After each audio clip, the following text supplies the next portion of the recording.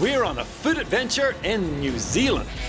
And we just got our hands on some outstanding olives. So, for our starter, we're making dukkha spice gurnard, kalamata olives, and hot leek and tomato vinaigrette. So the leeks, we're just going to cut them into little rondels. We did square up with the farmer. Ah, of course we did. Yeah.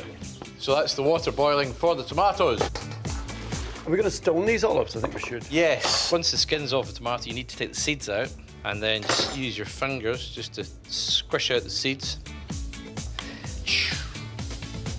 We get gurnard in Scotland and Ulster, but it's nowhere near that size. No. We're going to shallow fry the gurnard. Dust it in seasoned flour, shallow fry it in olive oil, yeah? Yeah. Okay, I'm going to do the flour. The dukkha is actually fairly strong.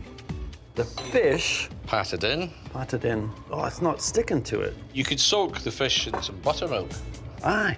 So in the southern part of the world, and this is like a southern fried gurnard. Okay. That's a bit. There you go.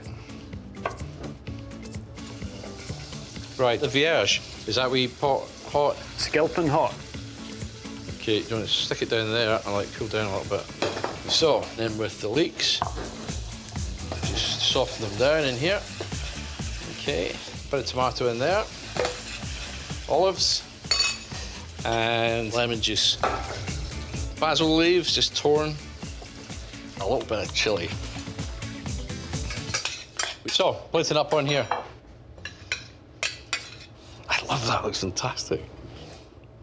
Do you know, I think that's as pretty a plate of food as we've ever done.